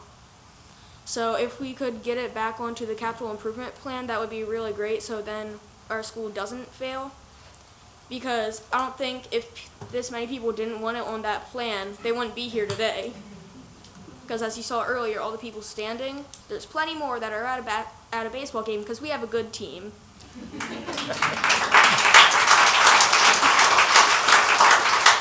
And also our band program, we have a really good band program. In case you haven't heard, there's this thing called an Apple Blossom. It's in Virginia. We kind of won that.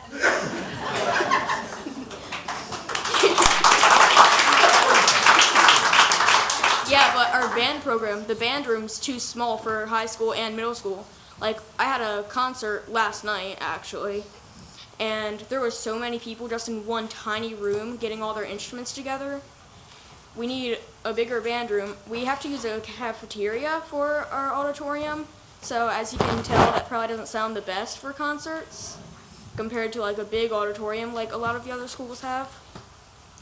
So we can't do the best that we can for our music programs, our art programs, chorus, theater, like all of those things, except for the art room, because that would be weird to have it on the stage. But all of, like, strings, they're practicing on the stage every single day as their classroom. All of our plays, we don't have an auditorium, they're just right on the stage, like where we eat lunch.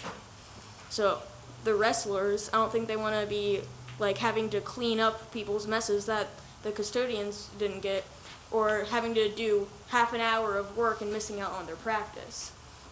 So yeah, these are just a lot of problems at our school that I think could be fixed if we just got Mardella back onto the capital improvement plan.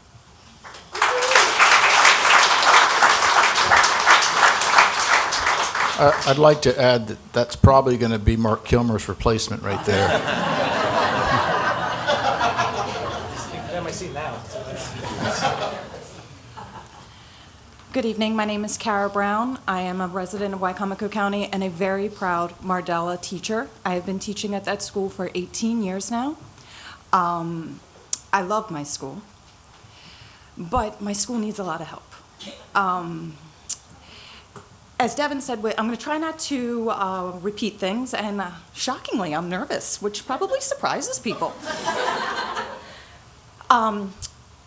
Testing in our school. And it's been that way for the 18 years that I've taught there. Since I taught Mr. Campbell, our vice principal, I remember telling him this. When it came time for tests, we dress in layers.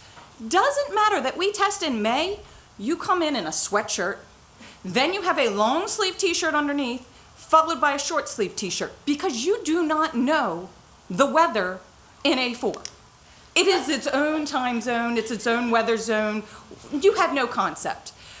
Mr. Hastings' room could be the Sahara Desert, while Miss Skeen's room right next to it is Antarctica. No concept. So this is not ideal. This is not valuing our students. But we've gone there. We've said all that. So what I want to bring us back to is where we started this meeting. You started this meeting with lovely proclamations about valuing teachers. Let me tell you how you can show me you value me. Fund my school. My school needs help. Our students deserve better. Our teachers deserve better. We work hard. Our kids work hard. And we have the highest ESSA rating in the county for the secondary schools. Imagine the rating we could have if we had a building that was adequate for our students. Imagine what we could do. Our students come to school every day, and they have to work against things to get an education. What kind of county provides that? I mean, think about that. They are working against things to prevent them from getting an education. That is not the message we are sending my kids. My child will be a Mardella student next year, and I am proud that he will be a Mardella student, and I hope he graduates from the new Mardella Middle and High School. Thank you.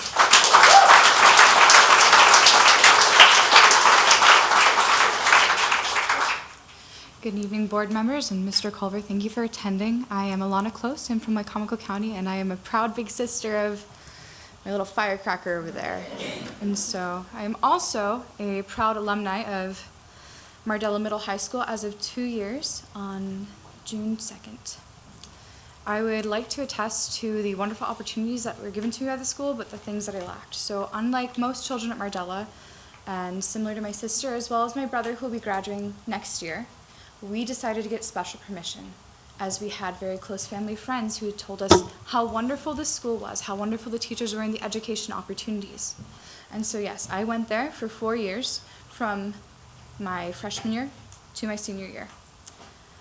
Due to the lack of rooms and adequate funding, we were not offered the same opportunities in regards to courses. Talking to my biology teacher, one of my courses I was very interested in, as I am studying neurobiology and neuroscience at Brigham Young University, is AP Biology. She told me I'd either have to go to a different school or I'd have to wait. Because of how much I loved Mardella, I waited. Now, I will talk to you about each experience that has happened every year since being there, because I think you should hear it from someone who's been there recently. Freshman year, I was in the girls' locker room as a girl showed me the picture of the fish that came out of the sink. Yes, it happened. I've been in a classroom where the HVAC unit started spewing black smoke, and we had to leave. Now, where did we go? We stayed in the hallway because there were no other adequate rooms, as the media center was closed at the time due to other classes. I was there when we had 5 portables. I was there when they moved it up to 6. And now my sister is there as they moved it up to 9. I remember talking to my Spanish teacher my junior year about the Code Reds and saying, Senora Kurtz, what do we do if something happens, as we were in a portable? What do we do because we do not have adequate protection? Heaven forbid something happen, as we are seeing the chaos that is unfolding nationally. She said, we pray. I'm sorry, at this point in time, we have prayed. We got our answer at the beginning. Our answer was this addition of $700,000 that would help fund our school. This was the answer to so many children's prayers, not only alumni, not only parents. We're talking children in the school. We're talking about people like my little sister, who are going to grow up someday, and they're going to graduate, and they're going to go to college. We're talking about children who are going to grow up, and they're going to go on to becoming electricians and plumbers and people who are going to make a difference. We're not talking budgets. We're not talking if the school is worth saving. We're talking if the children are worth funding. I can guarantee that if you look back, Mardella has one of the highest graduation rates. Yes, my graduate class might have only been 84 students, but I grew up with them, and we were close-knit enough to see each other go and help out each other in times of need, in times of hardship, and in times of happiness. So I would ask you, Mr. Culver, please reconsider the CIP budget. Please consider putting Mardella back in. Please consider funding your students' future before Mardella becomes a past. Thank you.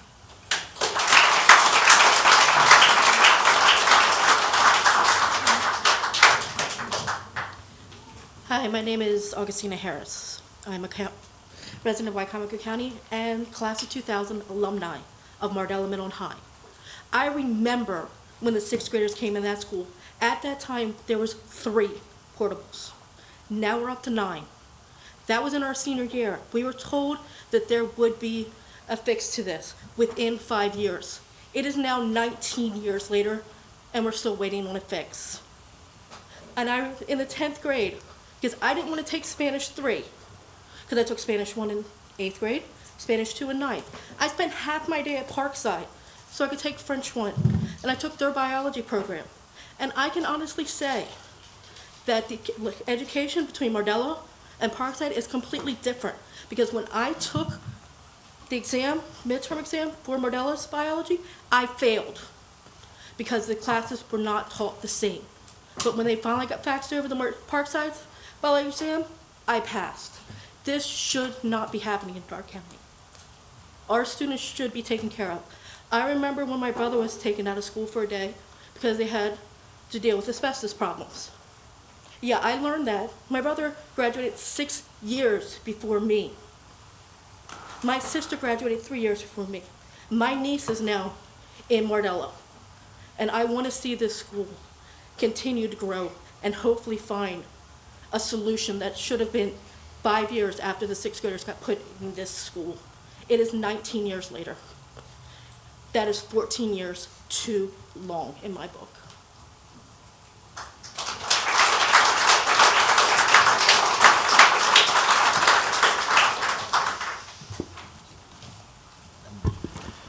Good evening, Weston Young, Assistant Director of Administration, or the numbers guy, as Ms. Johnson referred to me. I wanted to touch on some Mardella high, middle comments and see if we can add some clarification. I do want to point out to the County Council that no one here is defending Beaver Run, so I think I found our money. That's a joke. That's a joke. So I know a press release was put out earlier this morning, and copies were provided on the table. We may not have had enough for the crowd, but the capital improvement plan is a planning document. It's also historically started much earlier than our budget process. As mentioned in the first comment,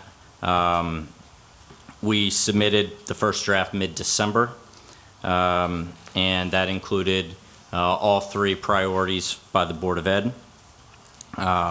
During our budget development in March, we started making some changes to the CIP due to more accurate information we have received on expenses and revenues. Some of those changes include moving the second half of the public safety building, which is the sheriff's office, out a year, delaying funding for several corrections projects out of a year, that's flooring and roofing. A building improvement for the health department, one of their buildings, was pushed out a year. And Dawn can attest, Dawn Veach, our airport manager, several projects have been moved out years as well at the airport. For the Board of Education's request, we continue to fund Beaver Run with a proposed $7 million being bonded this year. We also propose to fund the West Side Intermediate roof need. The Mardella High Middle project, which is an $18.2 million request over 4 years, was removed. These are just some of the capital changes made. These changes and more were made due to several factors. The state legislation passed a minimum wage bill. At $15 an hour, we have calculated, now it's going to gradually get up there, but at $15 an hour, just to keep the current county workforce in place, it is going to cost us approximately $7 million. So from where we are now, $7 million increase due to that bill. The estimates coming out of the Kirwan Commission, which is also known as the Commission for, or Commission on Innovation and Excellence in Education, are not fully known. If you attended the last meeting, or feel free to watch it online, we had our Maryland Association of Counties here basically explaining that the estimate for Wicomico is $2 million additional, and then $2 million on top of that the next year, and $2 million on top of that, basically for a decade. So if you're doing the math in your head, all right, we're going up to $7 million more that the county has to pay, and then you're doing the math that, okay, when this $2 million, or whatever it turns out to be, comes, and then it's $2 million on top of that, and $2 million on top of that. Eventually the millions should start adding up, hopefully. On top of that, our various advisors on economic issues are pointing out that a recession is coming. Recessions are cyclical. We've had a very good run and a really long run now, but you know, most recently this week we've heard from the comptroller's office that they're still predicting a recession is coming. We've already seen a softening in our employment numbers. What does that mean? That means less income tax revenue. Income tax and, as Laura mentioned earlier, property tax are our main sources of revenue. So given these factors, many changes were made to the operating and capital expenses in the budget. So it wasn't just Mardella. Specifically for Mardella, though, we did not think it was prudent to commit to an $18.2 million project, which is over 4 years, knowing what we know and knowing what we know we don't know about what's coming from the state. We know these improvements are needed, clearly, you hear that. And hopefully, as we know more about these fiscal impacts coming from the state and otherwise, that we have a better idea when we can and that we do have the money in the future to fund it. Also, there is a Maryland school construction legislation being worked on, and we will be contacting our Lower Shore delegation and fully supportive, both with them and with the Maryland Association of Counties. So we want to, again, prudently fund the school. It should also be noted that this funding request for Mardella came as somewhat, emphasis on somewhat, of a shock to us. Now, if you teach there or attend there, have kids there, it's not a shock.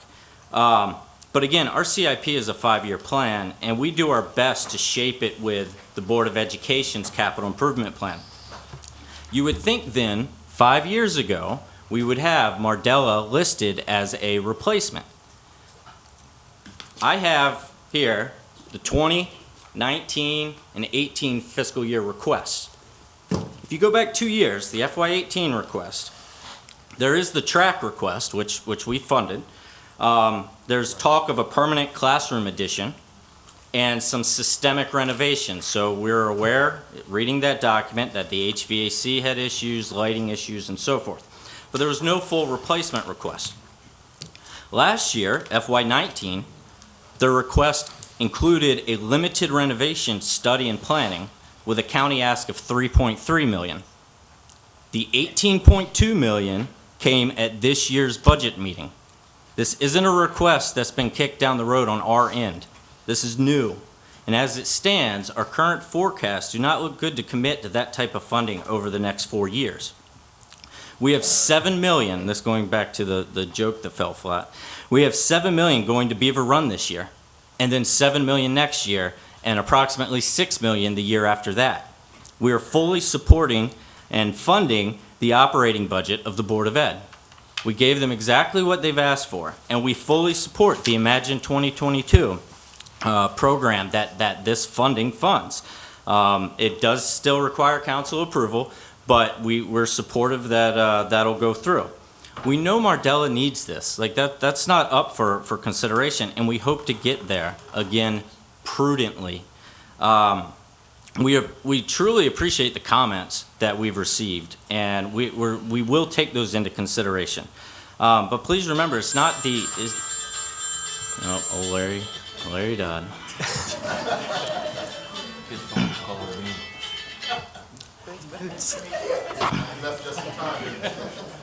But, so sort of wrapping this up, please remember, it's not the executive or our office that sets the Board of Education's priorities.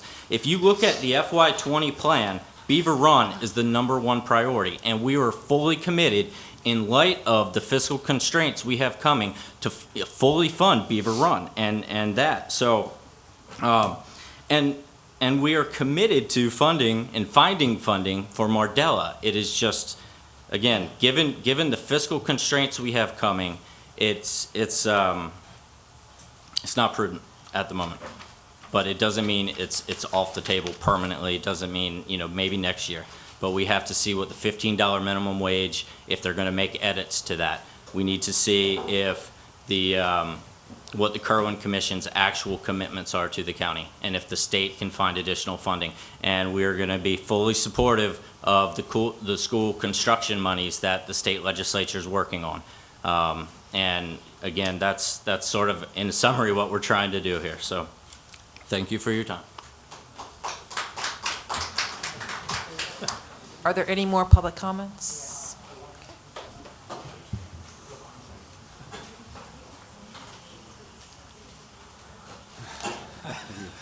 Okay. Thank you all so much for coming out here. I guess I'm the one that needs to answer some of the questions as to why, and I'm more than happy to do it. And I appreciate everybody's concern and care about Mardella. There's a couple misconceptions. It can be put back into the CIP at any time. It's not taken out for good. It was just taken out. I'm a believer in actually doing what we put down to do. If you look back 5 or 6 years, you'll see projects listed that pages and pages that were never done, never considered. But I try to put in there exactly what's going to go on, what the people can look forward to spending their money on, what the tax dollars are for. So let me do that. Second, Ms. Johnson, is she still here? You said those 2 hours in a classroom is a lot of fun. It's got to be better than the last 2 hours I've sat here, so I'll be in. I'm reading at Willard's in June the 3rd. I can start at Mardella, okay. A couple years ago, I believe it was 18 budget when I was first executive, we heard that the system were spewing mold and everything out of them. We talked to the Board of Education, went back next day, and they said that they had taken care of it. I knew nothing more about it still going on, okay? I'll be honest with you. As Weston said, it's come from $7 million, $11 million to $40 million total cost now on Mardella. What you need is a new damn school, a whole school, not this renovation, but you don't have the room where you are. I don't know how to break that. The septic system is a concern. Well, Michelle doesn't agree with that, but what you need is a septic system that's going to last past. New schools are expected to last 50 years, and Mr. Fitzgerald can tell you we're trying to build them to last at least 50 years. If we spend $40 million between our money and state money, that's got to last some time. Everybody knows what trouble we're having right now with septic systems in Wicomico County. Yours is called a package system. It handles Northwestern and Mardella. And the overflow from that drains into the stream, which I'm guessing is Bering Creek. So that's where the effluent goes out after it's been processed. So I don't know where MDE is going to come down later on, but anyhow, we're going to consider that. That's something that needs to be considered when you spend $40 million, whether it's all our money or state money or whatever. But I owe you an apology. I owe each one of you an apology because I didn't get out to your area and tell you what we were looking at, what we're doing. And I'm sorry for that. I'm sorry for the teachers. I should have come over to school and asked for an assembly, Have you been at our school, sir? Yeah, I have. It's been 2 years, but I have been there, yes, ma'am. So, and congratulations on all your sports teams. They're doing great. So, but yeah, I'm more than happy to come there and talk to anybody. But those are major concerns you've got to be aware of, and we've got to do it. Weston is completely right when he says that it came up on us quicker than what we wanted to. But I will make you this promise tonight, and the Board of Education has told me we had money inside the budget for the West Side Intermediate School for the roof, okay? The Board of Education is not ready to go forward with that right now. I will work with the council and see if they would like to go ahead. That's almost 300,000, Weston, is what, 295 or 294? Yeah. I will put that back towards Mardella now, and then we'll have to speak with Liesel to find out just how far that study would go, if we can get it knocked down a little bit. Maybe the council can find something to cut in my budget. I don't know where, but anyhow, you may do. And we'll try to go ahead and work on that and see what we can do. So I will promise you that I will go back at it and take a look at it and see what we can do. I don't know how far it will go, but that's all I can do at this point in time. We don't know what's coming down the road, and I've got to be honest with you. And ma'am, I wasn't here 14 years ago, so I've been here 4 years in executive position, and in that time, first thing I heard from J.V. Wells and Pete Peterman, we need a track. And because of those two men coming to me, I worked on a track and got it to you by my third year. I had to go through the process, and I think it's beautiful out there. I went out and watched a soccer game last spring. So. But not a track meet, so the track's not finished. Okay, well, No track meet, the track's not finished. We have a circle to run around, but can't hold a track meet, so it's not finished. They keep getting run around this track meet, and then the track meet, it doesn't mean the track and field is also, it's not finished. well, I'll have to speak to the board. It wasn't in the budget to finish, so I don't know.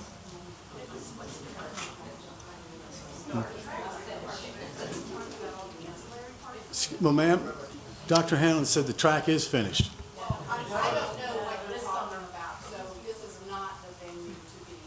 No, I'm just saying, we did get that done, so. But anyhow, we will go back and consider what you want to talk to, but I hope you will accept my apology for not getting out to you all earlier. But when we get into budget session, we don't get out of the office very much, so I will be there, though, if you all will accept me to come out there and talk any night. Thank you.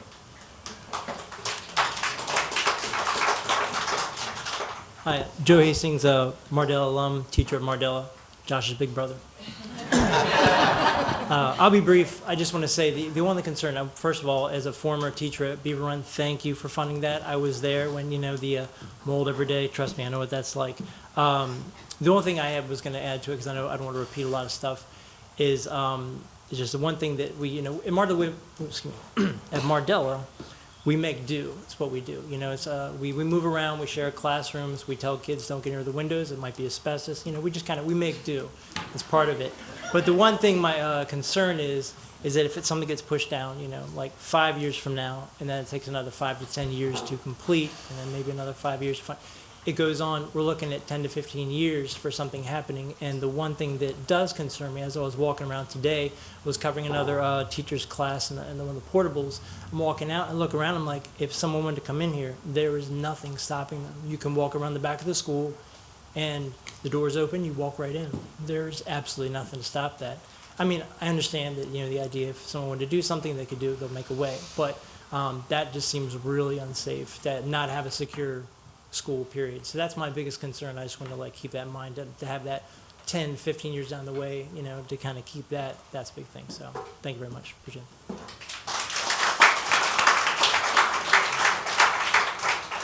It's just one thing I want to point out, that we're listening to everything that everyone's saying tonight. All of these things are current issues at Mardella. So if we put a pause on this project, we're putting a pause on any of these problems. They're going to continue. Nothing's going to correct them. Nothing's going to change. At this point, we are 3 years before this gets started. Another 3 years before it's completed. So we're looking at 6 years, even if we were to start this project now, before any of these current problems are fixed. So that's what we have to keep in mind with all of this. The when is now, because the problems are now, and we can't fix any of these problems even if we start now for another 6 years. So putting a pause on this project is not an option for all of the reasons you hear tonight. I am a proud alumni of Mardella. I have an 8th grade student that's going to be 9th grade high school next year. I have a 5th grader that will be at Mardella next year in middle school, and I've got a 2nd grader that will be in 3rd grade. And each one of my kids will go to Mardella for a reason, because it's a phenomenal school. It gives you a phenomenal education, and the kids need to have a learning environment to receive that education. So please, whatever you have to do, remove the blame card, find the money to move the project forward. Thank you.